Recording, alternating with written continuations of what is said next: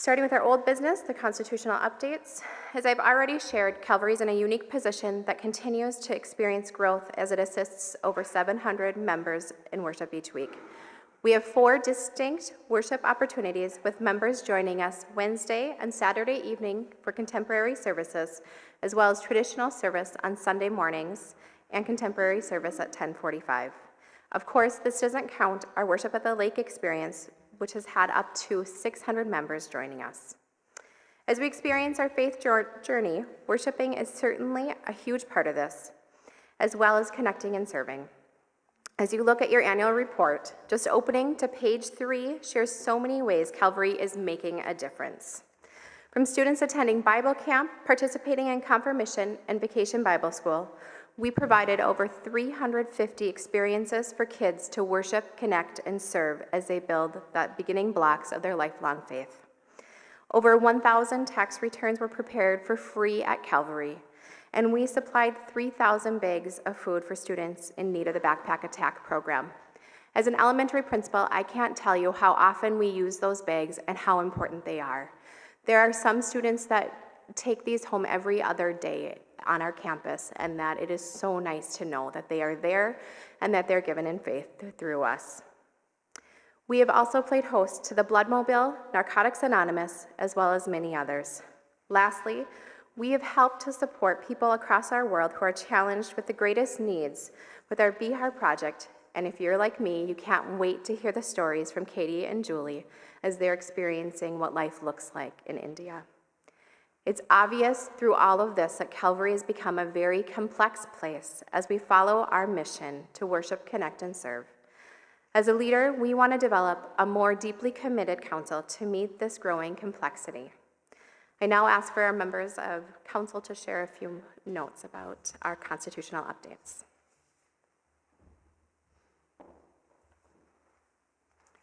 Good morning. I'm beginning my 6th year on council and executive committee, and I have really enjoyed being a part of the leadership team, and I care deeply about Calvary. But what if something in my life had made it difficult to complete my terms? Or what if after being elected I had decided this really wasn't the role for me?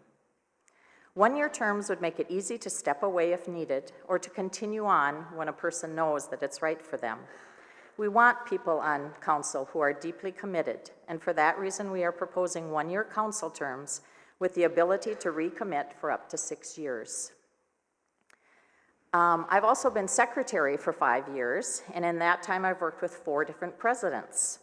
We found that after 1 year as president, an individual has just gotten his or her feet wet, and we believe that continuing longer in that role for consistency would also bring a deeper commitment. So for this reason, we also are supporting changing the term of president from 2 to 3 years. I want you to know that these changes, we have not just pulled them out of the air. We have done our homework. Pastor Hans actually assigns us homework on a regular basis, and we really believe that these amendments will be the best for Calvary.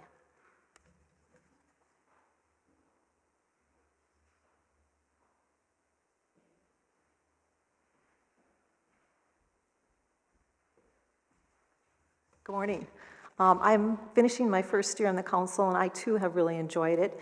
And the 2 amendments that I'm going to address today are Amendment number 6 and Amendment number 5.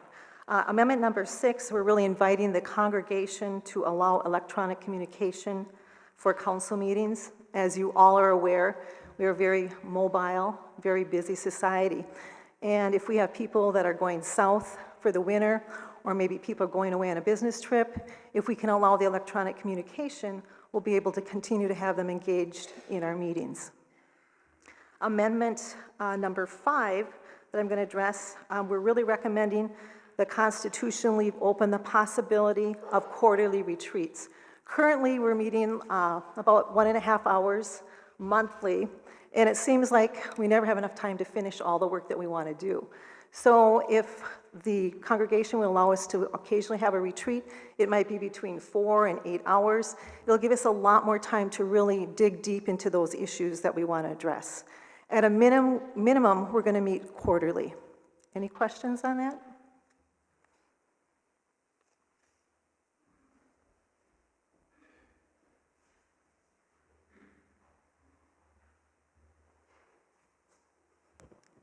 I see a lot of purple out there.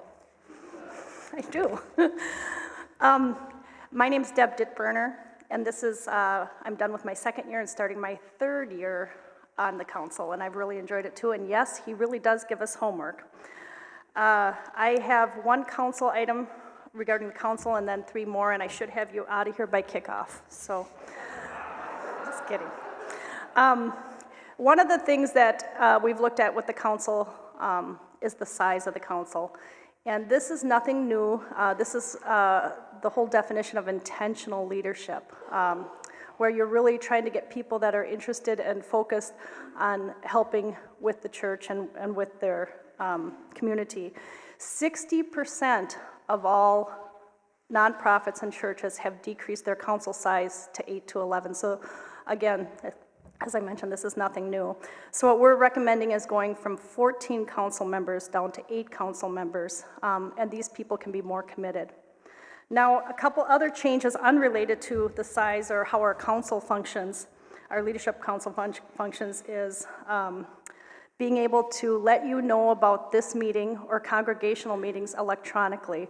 Right now in the Constitution, it's required that we send a letter, and we can literally save thousands of dollars for the church by being able to contact you electronically. Now, if you don't have email or don't like email, that is okay. We will send you a letter, but everybody else will get an electronic notice. Secondly is the nominating committee. We used to have a call committee that had to be formed to create the nominating committee for a pastor, but with a pastor shortage, and there's shortages in lots of different areas, we want to be more nimble and let the council create the nominating committee. Certainly you, the congregation, will approve the nominating committee. And finally, and probably the largest portion of change in the Constitution is something that's required by the ELCA, and that is that within the document, we have different terminology for rostering of pastors and non-pastoral church staff, and that would be, pastors would be called ministry of word and sacrament, and non-pastoral church staff would be called ministers of word and service. That's it. Skull. All right. We're obviously blessed here at Calvary. With the growth we've experienced, we're in the unique situation that an increased complexity that requires deep, committed group of folks to lead us. We believe the proposed updates will better meet the realities and challenges of today and help us move forward in the future. Can I get a motion to approve the constitutional changes? Could you state your name? Dave Solheim. Is there a second? Jay Sealing. Any discussion? All those in favor say aye. Aye. All opposed, same sign. Motion carries. All right, moving on to our building exploration team report and recommendations with Dave Alquist and the team.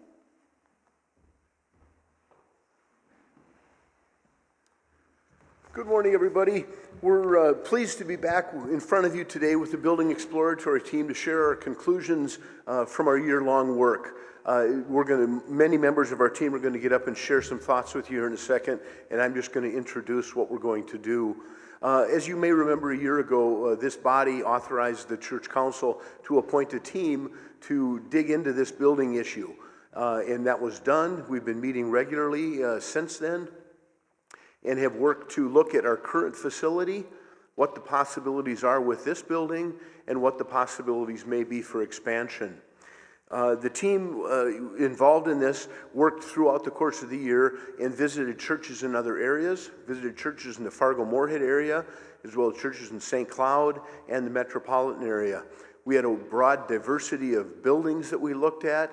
And they weren't all Lutheran churches. We looked at what different groups are doing to see what best ideas we could bring back and what recommendations we could make for you folks.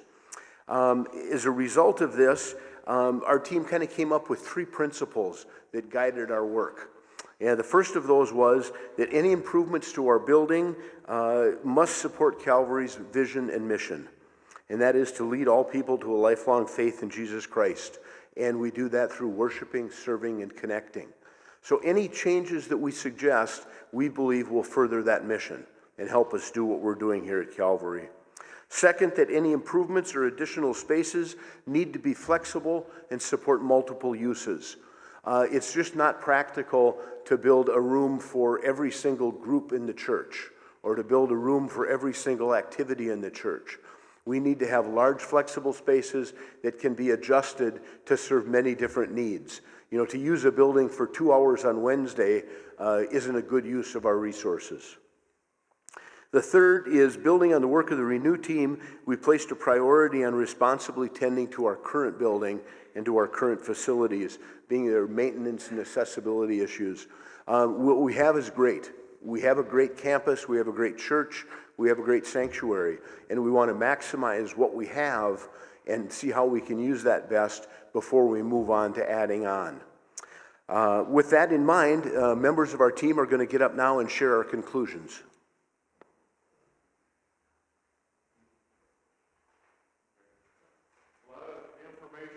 That we're going to share with you here is in the handout that's up there, so you can follow along with us if you wish. Current and future maintenance and accessibility needs. Our 65-year-old building, it's been well maintained, but of course, as anything being 65 years old, there are needs for refreshing and for updating. Our assessment and the 2013 Renew team findings suggest accessibility for all, fire safety, elevator repairs, water leaks, comfortable temperatures, and convenient restrooms are just some of the issues that we found that need to be addressed in this project. These needs will take priority. We've noted just a few issues with our HVAC system as we brought up here. We've had radiators repair or fail in the facility. We've had a number of items that have come up over the recent years. We are staying on top of them, but every year they get more complex to try and repair. With that, I will pass it back over to Dave.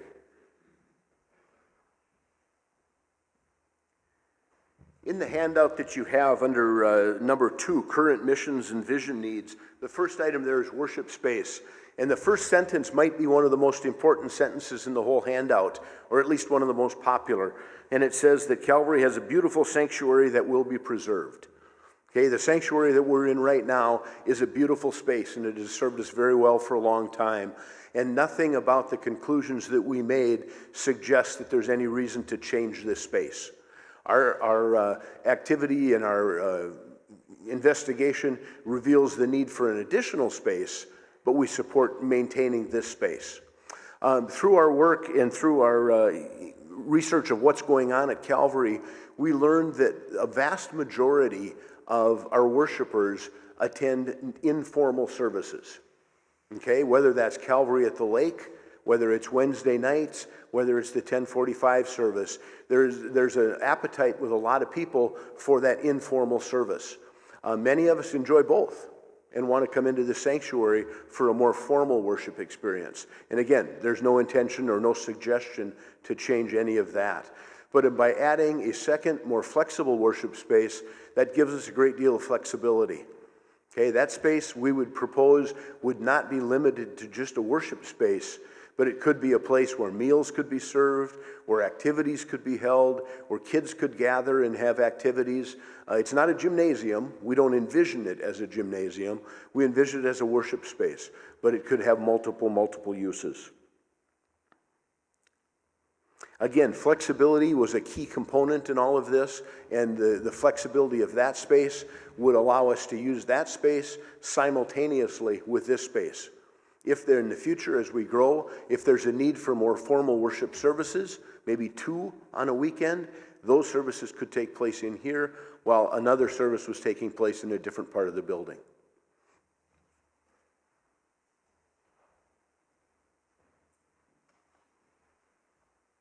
Good morning. My name is Craig Andrews. I've been a member here at 25 years. Both our kids have been run through confirmation, and both have been married here, so I've been around to see quite a bit of change. But a really important part of Calvary is our connection. We're connecting with each of us, and that's one of our core values here in Calvary. And our building lacks the space to naturally do so before and after worship and at our gatherings.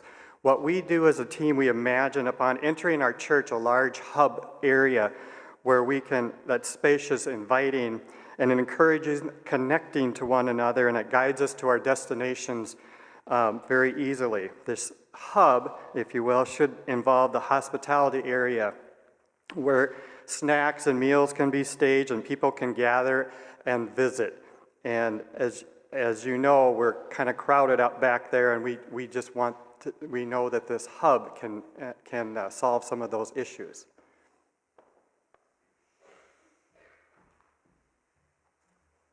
Good morning. My name is Alicia Bertram. I've been a member for a couple of years here. I have a son named Jackson who's 10 and Lucy who is 7. The children of Calvary, they are our future. As I'm sure you're all aware, we have a bit of a crowding situation in our main hall, and if you've been up to our classrooms, those two they get quite crowded up there. We imagine this hub a place where our families can come and children maybe see their friends and take time to connect. Or maybe the parents grab a cup of coffee or some other fancy drink and take time to visit with their friends who recently joined Calvary and want to know all the amazing things Calvary has to offer.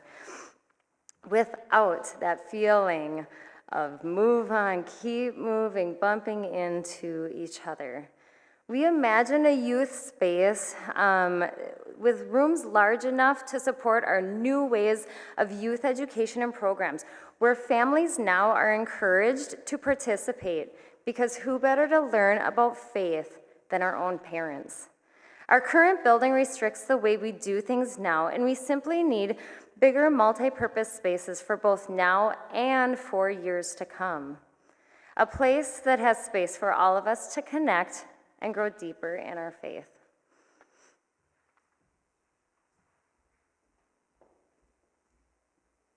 Good morning, I'm Mary Griffin, and Doug and I have been a part of the congregation since 1998, and I was privileged to be a part of the Renew team as well as this team, and it's been a lot of fun. And we've processed a lot of information, and three things actually that was reinforced to me was that Christ welcomes our hearts to worship, and he desires our hearts to connect, and he challenges our hearts to serve. So I'm going to talk to you about serving. Calvary is and has always been a congregation ready to serve, from the funeral luncheons and Wednesday night suppers as we serve each other to the thousands of mission kits and quilts and all the backpacks filled as we serve our community and the world. Improvements to meet adequate, flexible, and accessible needs for space and storage will enhance what we do now and the potential of how we can serve in the future. Calvary's preschool is a valuable agent of service as well. All of their classrooms are full and thriving with a waiting list of children. Calvary Preschool could use a well-designed space that would accommodate growth. Also, having ample and sufficient space for our staff and the administrative resources is appropriate to serve our growing ministries to worship, connect, and serve. Calvary is a very busy place, and finding the right space, whether it be for a meeting, a children's activity, or a service project, is a challenge. Calvary is a very busy place where Christ welcomes our hearts to worship. He desires our hearts to connect, and he challenges our hearts to serve.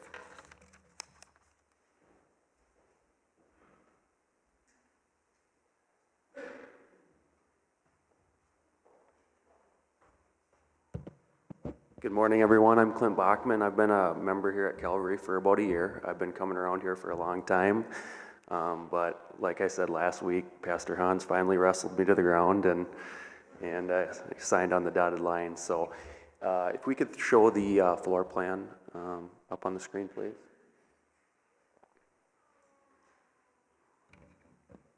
Okay, a couple months ago, we hired on JLG to help us come up with basically just a concept. That concept is based off what our team has came with recommendations, and we wanted to put this to just a conceptual plan for those folks to get a visual on, and just an idea of what we felt the church needed. And it's something everybody can take a look at and kind of come with their own ideas, but this is strictly a concept. This is not shovels in the ground or anything like that. This is just to depict what we felt about the hub that was talked about that additional worship space, how that all might come together and look. And if we can flip it to that next slide, we can kind of show you this big modern, building that, with boxes and something that looks like the new Viking Stadium. No, no, this is not an elevation showing what a building might look like. This just simply depicts what that floor plan space in a scaled proportion could come to be based on our existing building. So, Pastor Hans? So real quick, I want us to give thanks for this crew. They've been meeting every other week since last January. So how about a round of applause for all of them? Thank you, Dan. Thank you. I just want to share, I'm so proud of the work that they've done, and because they started with our mission. Why do we exist? There are a whole lot of things churches could add, and they think about adding, and there are all kinds of things they could do. But this group started with our mission. It's to lead people to a lifelong faith through worshiping, connecting, and serving. And so I'm just super proud of all of them and their work and their faithfulness. Just a couple of thoughts that I would add is that what we wanted to do is to say we want to build on our past. And as Dave put so well, this space is part of our past, it's part of our heritage, it's part of our tradition, and it's an important part of who we are as we worship here in the sanctuary.